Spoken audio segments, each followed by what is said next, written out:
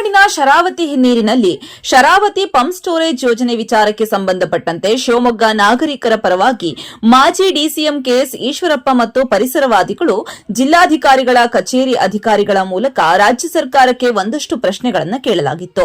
ಆದರೆ ಸರ್ಕಾರದಿಂದ ಯಾವುದೇ ಉತ್ತರ ಬರದ ಕಾರಣ ಇಂದು ಉತ್ತರ ಪಡೆಯಲು ಮಾಜಿ ಡಿಸಿಎಂ ಕೆಎಸ್ ಈಶ್ವರಪ್ಪ ಜಿಲ್ಲಾಧಿಕಾರಿಗಳ ಕಚೇರಿಗೆ ಉತ್ತರ ಪಡೆಯಲು ಆಗಮಿಸಿದ್ದರು.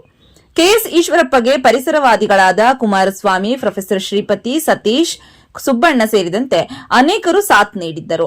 ಜಿಲ್ಲಾಧಿಕಾರಿಗಳ ಕಚೇರಿಯಲ್ಲಿ ಕೆಎಸ್ ಈಶ್ವರಪ್ಪ ಡಿಸಿ ಹಾಗೂ ಕೆಪಿಸಿ ಅಧಿಕಾರಿಗಳ ಸಭೆ ಕರೆದರು.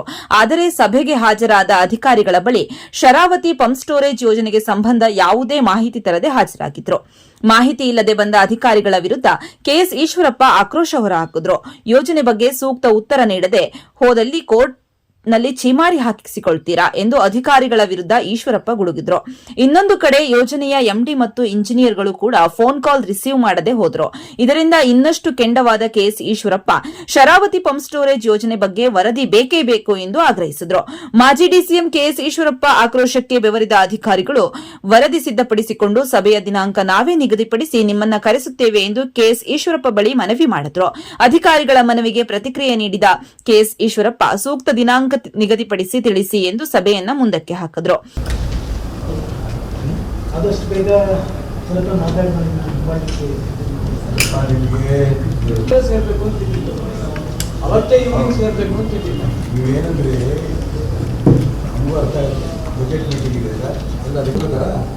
ನೋಡಿ ಸರ್, ಹಿಂಗಿದೆ ಕೊಟ್ಟು 2 ತಿಂಗಳಾಯ್ತು, ಒಂದು ರಿಪ್ಲೈ ಕೂಡ ಕೊಡ್ತಾ ಇಲ್ಲ ಅಂತಂದಾಗ ಏನು ಉತ್ತರ ಕೊಡ್ತೀರಿ?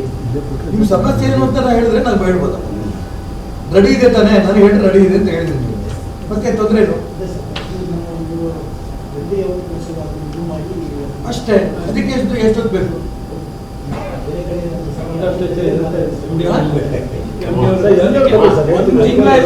ಒಂದು ತಿಂಗಳು ಅವರೆಲ್ಲ ಕೊಟ್ಟಿದ್ದು ಬಿಡಿ, ನಾವು ಪ್ರತಿಭಟನೆ ಮಾಡಿ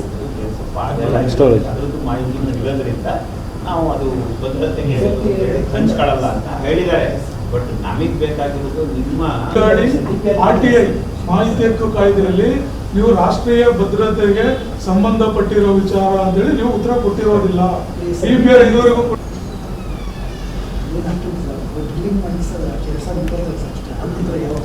ಹಿಂದಿನ ಹೇಳಿದ್ ನಾವು ಪರ್ಮಿಷನ್ ಇಂದ ನೀವು ಲೈಸೆನ್ಸ್ ಕನ್ಸ್ಟ್ರಕ್ಷನ್ ಮಾಡ್ತೀರ ವಿತೌಟ್ ಪರ್ಮಿಷನ್.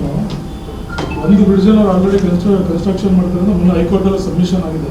ಹಂಗಾಗಿ ಎಲ್ಲ ನಮಗೆ ನಾನೇ ವ್ಯವಸ್ಥೆ ಮಾಡ್ಕೊಡ್ತೀನಿ. ಉತ್ತರನೂ ಸಿಗುತ್ತೆ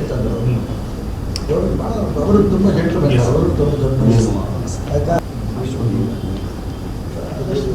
ಆದಷ್ಟು ಬೇಗ ಉತ್ತರ ಅಲ್ಲ, ಮಂತ್ರಿಗಳು ಅವಸರ ಕೊಟ್ಟ ಉತ್ತರ ಆಗುತ್ತೆ. ಆ ಉತ್ತರ ಅಲ್ಲ, 1 ದಿನ 2 ದಿನ 3 ದಿನ ಏನು ಕನ್ಸ್ಟೆನ್ಸ್ ಒಂದು ಪಬ್ಲಿಕ್ ಸಿವಿಲಿಯನ್ಸ್ ಒಂದು ಸಬ್ಮಿಟ್ ಮಾಡಿದ್ದಾರೆ. ಇದಾದ ರಿಕ್ವೈರ್ಮೆಂಟ್ಸ್ ಕೊಡಿ ಎಲ್ಲ ರೆಡಿ ಇದೆ ಸರ್, ಸಿಗ್ನೇಚರ್ ಮಾಡ್ಕೊಂಡಿದೆ ಅಂತಂದ್ರು. ಸರ್ ನೀವು ಬೇಕಾದ್ರೆ ಸಿಇಒ ಹತ್ರ ಮಾತಾಡಿ ಸರ್, ಯಾವಾಗ ಕೊಡ್ತಾರೆ. ಈಗ ನೀವು ಉತ್ತರ ಕೊಡ್ಲಿಲ್ಲ ಅಂತ ನಮ್ಮ ಅಡ್ವೊಕೇಟ್ ಮುಖಾಂತರ ಕೋರ್ಟಲ್ಲಿ ಹೇಳಿದ್ರೆ ಡಿಸಿಗೂ ಕರೆಸ್ತಾರೆ, ನಿಮಗೂ ಚಿಮಾರಿ ಹಾಕ್ತಾರೆ. ಏನ್ ಮಾಡ್ತಿದ್ದೀರಿ? ಕೋರ್ಟಲ್ಲಿ ಚಿಮಾರಿ ಹಾಕ್ಸ್ಕೋಬೇಕಾ? ನೀವು ಕೆಲಸನೂ ಮಾಡಿದ್ದೀರಿ, ನಾನು ಇಲ್ಲ ಅಂದಿಲ್ಲ. ಯಾಕೆ ತೊಂದರೆ ಏನು? ಅವ್ರು ಹೇಳಿದಂಗೆ ಪ್ರೆಷರ್ ಖಂಡಿತ ಅಲ್ಲ, ನಾನು ಹೋಗ್ತೀನಿ. ಪ್ರೆಷರ್ ಇದ್ದಿದ್ರೆ ಅವರು ಕರೆದಾರೆ ಇಲ್ಲ ಆಗಿಲ್ಲ. ಏನು ಎಷ್ಟು ದಿನ ಬೇಕು ಹೇಳಿ? ಯಾರ ಹತ್ರ ಬೇಕಾದ್ರೆ ಮಾತಾಡೋದು ಮಾತಾಡಿ. ಶರಾವತಿ ಪಂಪ್ ಸ್ಟೋರೇಜ್ ಯೋಜನೆ ಬಗ್ಗೆ ಮಾಧ್ಯಮಗಳಿಗೆ ಮಾಜಿ ಡಿಸಿಎಂ ಕೆಎಸ್ ಈಶ್ವರಪ್ಪ ಪ್ರತಿಕ್ರಿಯೆ ನೀಡಿದ್ದಾರೆ. ಏನ್ ಹೇಳಿದ್ದಾರೆ ಕೇಳೋಣ ಬನ್ನಿ.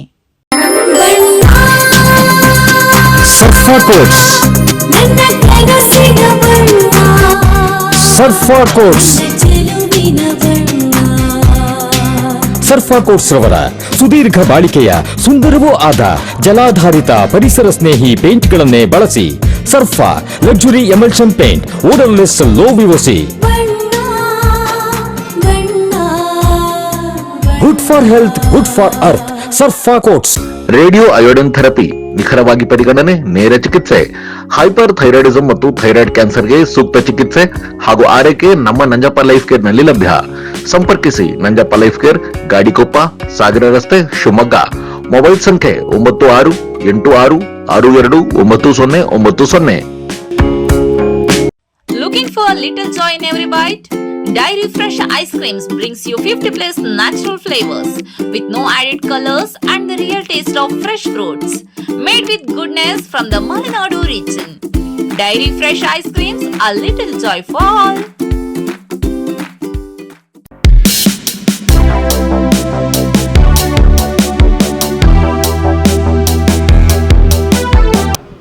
ಈ ಪರಿಸರಕ್ಕಾಗಿ ನಾವು ಅನ್ನಂಥ ಹೋರಾಟ ಮಾಡ್ತಿರೋಂಥ ನಾಯಕರು ಶ್ರೀಯುತ ಶ್ರೀಪತಿಯವರು ಮತ್ತು ಕುಮಾರಸ್ವಾಮಿಯವರು ತುಂಬ ಸ್ಪಷ್ಟವಾಗಿ ಹೇಳಿದ್ದಾರೆ.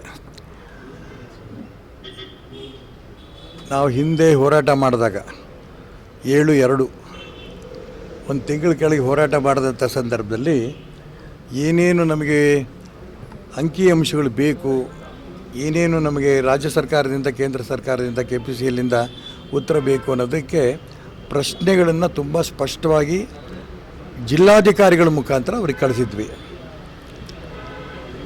ಜಿಲ್ಲಾಧಿಕಾರಿಗಳಿಗೆ ಉತ್ತರ ಕೊಟ್ಟರವರು ಅಸೆಂಬ್ಲಿ ನಡೀತಾ ಇದೆ, ಬಜೆಟ್ ನಡೀತಾ ಇದೆ, ಹಾಗಾಗಿ ಬಜೆಟನ್ನು ಮುಖ್ಯಮಂತ್ರಿಗಳು ಕರೆದಿರೋದಕ್ಕೋಸ್ಕರ ನಾವು ಅದಕ್ಕೆ ಹೋಗಿದ್ದೀವಿ, ಒಂದು 3-4 ದಿನ ಸಮಯ ಬೇಕು ಅನ್ನೋಂಥ ಮಾತನ್ನು ಅವತ್ತು ಹೇಳಿದರು.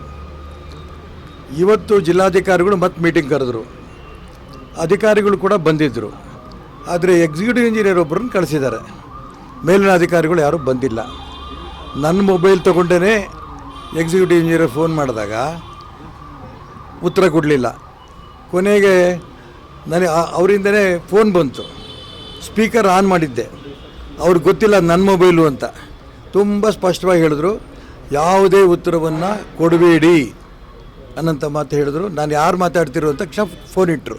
ಅಂದರೆ ರಾಜ್ಯ ಸರ್ಕಾರದ ಅಧಿಕಾರಿಗಳು ಯಾರು ಒತ್ತಡಕ್ಕೆ ಮಣಿದು ಇವತ್ತು ಕೆಲಸ ಮಾಡ್ತಿರೋ ನಮಗಂತೂ ಗೊತ್ತಿಲ್ಲ. ಈ ಎಲ್ಲ ಅಂಶಗಳನ್ನು ಕೂಡ ನಾವು ಜಿಲ್ಲಾಧಿಕಾರಿಗಳ ಹತ್ರ ಕರೆದಿರೋಂಥ ಸಭೆ, ಅದೇ ರೀತಿ ಅಧಿಕಾರಿಗಳು ಬಂದಂಥ ಉತ್ತರ, ಇದಷ್ಟನ್ನು ಕೂಡ ನಾವು ಕೋರ್ಟಿಗೂ ಕೂಡ ನಾವು ಕೊಡೋರಿದ್ದೇವೆ. KPCL ಅಧಿಕಾರಿಗಳು ಯಾವ ರೀತಿ ಅನ್ಯಾಯ ಮಾಡ್ತಿದ್ದಾರೆ ಅನ್ನೋಂಥ ಅಂಶವನ್ನು ಕೋರ್ಟಿಗೆ ಕೊಟ್ಟು ಕೋರ್ಟ್ ಮುಖಾಂತರನೇ ನಾವು ಅವ್ರಿಗೆ ಸರಿಯಾದ ಶಿಕ್ಷೆ ಕೊಡೋಂಥ ವ್ಯವಸ್ಥೆಗಳು ಮಾಡಿಸ್ಬೇಕಾಗುತ್ತೆ ಅನ್ನೋಂಥ ಮಾತನ್ನು ಚೀಮಾರಿಗಾಗಲೇ ಹಾಕಿದ್ದಾರೆ. 10/3ಕ್ಕೆ ಹಿಯರಿಂಗ್ ಆಗಿದೆ. ಈಗ 10/6ಕ್ಕೆ ಮತ್ತೆ ಹಿಯರಿಂಗ್ ಕೊಟ್ಟಿದ್ದಾರೆ. ಅಷ್ಟರೊಳಗೆ ಅಡ್ವೊಕೇಟ್ ಮುಖಾಂತರ ಇವರು ಯಾವ ರೀತಿ ನಮಗೆ ಅನ್ಯಾಯ ಮಾಡ್ತಿದ್ದಾರೆ, ಮೋಸ ಮಾಡ್ತಾರೆ, ಉತ್ತರ ಕೊಟ್ಟಿಲ್ಲ, ಅದು ಕೂಡ ಏನು ಉತ್ತರವನ್ನು ಕೊಡಬೇಡಿ ಅನ್ನೋಂಥ ಅಂಶವನ್ನು ಅವರು ಅಧಿಕಾರಿಗಳು ಹೇಳಿದ್ದಾರೆ. ಎಲ್ಲ ಅಂಶವನ್ನು ಕೂಡ ನಾವು ಕೋರ್ಟ್ ಮುಂದೆ ತರ್ತೇವೆ.